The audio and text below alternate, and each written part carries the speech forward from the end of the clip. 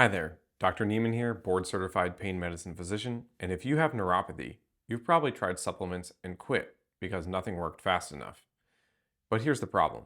Over half of people with neuropathy still deal with burning or electric pain despite treatment. Today in this video, I'm showing you the 3 supplements that actually work, and more importantly, when you should realistically expect to feel relief from them. Let me walk you through the top 3 supplements with actual evidence, plus the timeline your nerves really operate on. Before we get into the supplements, I want to explain something that will completely change your expectations and honestly protect you from giving up too early. Nerves are not like muscles. If you strain a muscle, it can heal in days to a few weeks. Nerves operate on a completely different biological clock. When a nerve fiber is damaged, it has to regenerate from the injury site outward, and it does this at roughly 1 to 3 millimeters per day. That might sound okay until you realize that the nerves in your feet can be several feet long. There's also something called the myelin sheath, the protective insulation that wraps around nerve fibers. When that insulation breaks down, signals misfire, which is where you get burning electrical pain and numbness. Rebuilding that insulation takes sustained biochemical support over months, not days or weeks. This is actually good news, even though it doesn't feel that way. It means that the fact that you haven't responded to a natural supplement in 2 weeks doesn't mean it isn't going to work eventually. It might mean you haven't given your nervous system the time it biologically requires. The research on all 3 of today's supplements consistently shows that meaningful improvement starts appearing between 6 and 12 weeks, not 6 to 12 days.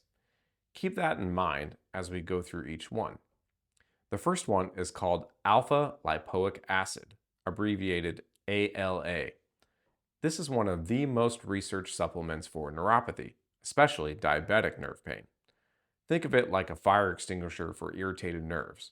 It actually works by reducing oxidative stress and inflammation. I had a patient whose feet felt like they were burning through the mattress at nighttime. After starting ALA, she noticed less nighttime burning around 3 to 4 weeks, with continued improvement over the next few months. Research shows ALA can reduce burning, tingling, and stabbing sensations, especially at doses around 600 milligrams per day. The clinical trial evidence here is actually some of the strongest in the supplement world for neuropathy. A landmark study called the Sydney 2 trial, a randomized placebo-controlled trial, showed that 600 milligrams per day of ALA produced significant reductions in a composite neuropathy score compared to placebo over 5 weeks. A later meta-analysis pooling multiple different trials confirmed these results. What's notable is that ALA appears to work through multiple pathways at the same time, reducing oxidative stress, improving mitochondrial function inside nerve cells, and lowering inflammatory signaling. That multi-mechanism action is part of why it consistently outperforms single pathway interventions in the research. Now, what's the timeline for this? Well, some people notice mild improvements in 3 to 4 weeks, but the most consistent results show up around 8 to 12 weeks. This works best when you take it daily and pair it with blood sugar control and sleep support. Who should be cautious about taking this?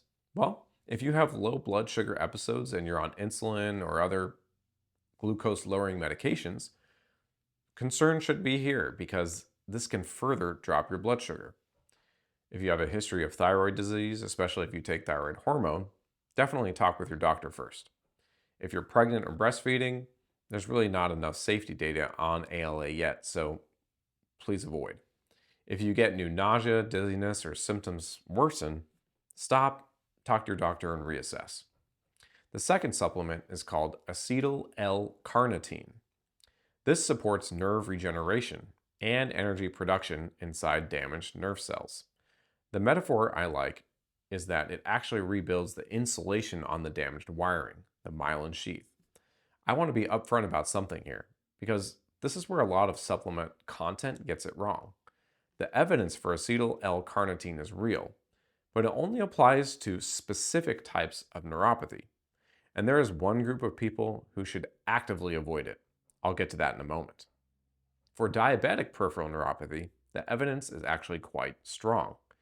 Two large randomized placebo-controlled trials pooling over 1,200 patients found that acetyl-L-carnitine improved pain scores, nerve fiber regeneration, and vibration perception compared to placebo. A 2019 systematic review confirmed these findings, showing roughly a 20% reduction in pain compared to placebo across multiple trials. That's a meaningful, clinically relevant number, not a rounding error. I had a patient with long-standing diabetic neuropathy who had already tried multiple medications without much relief. Around 6 to 8 weeks after starting acetyl-L-carnitine, she noticed improved sensation returning to her toes, followed by gradual pain reduction over the next few months. She described it as the first supplement that felt like it was actually doing something structural, not just dulling the pain temporarily. Studies also showed improvements in nerve conduction parameters, meaning that the nerves themselves were actually functioning better, not just reporting less pain. That's the kind of outcome data that separates a real intervention from a placebo effect. Typical doses used in the research are between 500 to 1,000 milligrams 3 times per day. And again, this is a long game strategy. Noticeable changes often start around 6 to 8 weeks, with continued improvement up to 3 to 6 months. Now, the important warning I promised here. If your neuropathy is caused by chemotherapy, do not take this supplement without consulting with your oncologist first. A well-designed randomized controlled trial of over 400 patients found that acetyl-L-carnitine not only failed to help chemotherapy-induced neuropathy, it actually made it worse by the 24-week mark. This is a rare but serious finding in the supplement literature, and it's one that most YouTube channels won't tell you because they're not reading the actual studies. If your neuropathy came from taxane-based or other neurotoxic chemotherapy, acetyl-L-carnitine is not one for you. Who else should be cautious? Well, if you have a history of seizures, acetyl-L-carnitine can lower the seizure threshold in some folks. If you have kidney disease, this supplement is not appropriate without medical guidance. Some people experience increased restlessness or vivid dreams, especially if taken late in the day. Take your doses earlier to avoid this. If symptoms worsen instead of improve after several weeks, stop and of course, reassess with your physician. The bottom line on acetyl-L-carnitine is that there is real evidence with meaningful results, but really for the right patient. Diabetic neuropathy, yes, the data supports it. On the other hand, chemotherapy-induced neuropathy, the data says no, and actually it could possibly cause more harm. Know which one you have before you start it. The third supplement is called Benfotiamine. This is a special form of vitamin B1 that reaches nerve tissue more effectively than standard B vitamins. When neuropathy is caused by gradual degeneration of the neurons or nerve cells, benfotiamine helps patch the damage instead of just masking symptoms. I've seen patients switch from regular B vitamins and notice their tingling slowly fade away. Research shows it can reduce neuropathic pain and slow nerve damage, especially in diabetic neuropathy.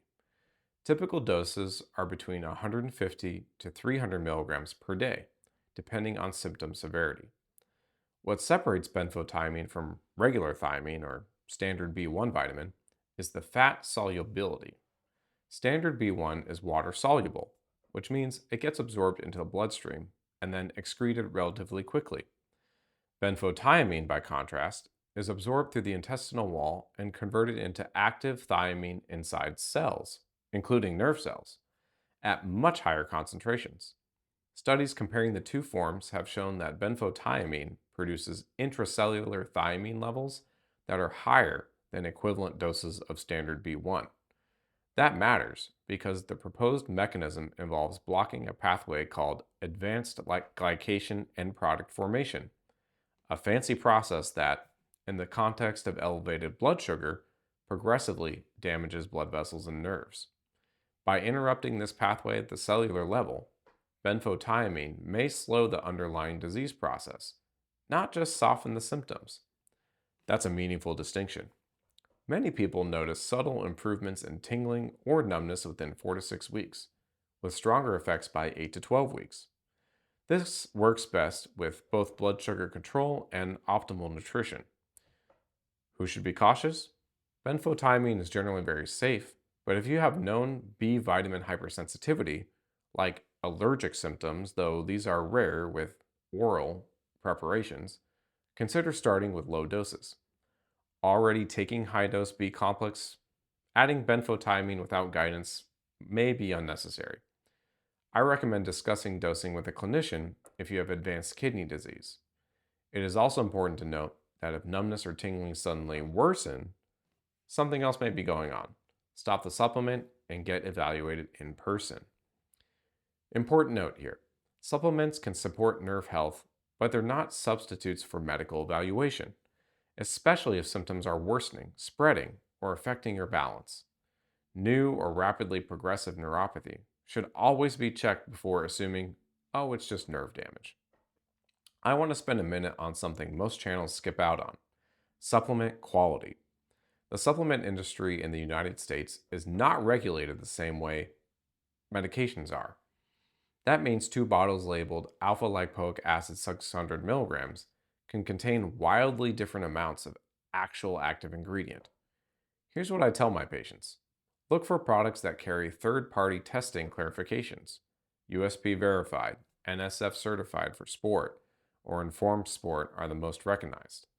These organizations independently test products to confirm that what's on the label is actually in the bottle, and that it's not contaminated with heavy metals or undisclosed ingredients. For acetyl-L-carnitine specifically, look for the acetyl prefix. Plain L-carnitine does not cross into nerve tissue the same way. For benfotiamine, confirm the label says benfotiamine, not thiamine HCl or just vitamin B1. And for ALA, the research has primarily used the racemic mixture, meaning the standard form you'll find in most stores, so you don't need to seek out the more expensive RALA form unless cost is not a concern and you want to experiment. Generic or house brand versions from reputable retailers can absolutely be fine. Expensive doesn't always mean better in this case, but third-party certification is the one filter I consistently recommend. If this breakdown is helping you set realistic expectations, hit the like button so this reaches someone who needs it. And if you deal with chronic nerve pain, especially in the feet, subscribing today means you get evidence-based guidance on other chronic pain conditions without false promises. Here's an action plan my patients have taken in the past. Choose one supplement and commit to it. Track your symptoms weekly, not daily. Give it at least 8 to 12 weeks. Again, remember that nerves heal slower than muscles or joints. Stack this with good sleep hygiene, glucose control if this applies to you, and gentle movement to speed results. Don't stack multiple new supplements at once. You won't know what's actually helping. And watch for early wins. Improvement often shows up first as better sleep or fewer flare-ups, not complete or 100% pain relief. Your nervous system is adaptable, but it responds to consistency, not urgency. Comment below which supplement you're thinking about trying and how long you've been dealing with neuropathy. Let me know what pain topic you want next. Those comments shape this channel. And if you want honest, science-based chronic pain education, make sure you're subscribed, and I'll see you in the next one.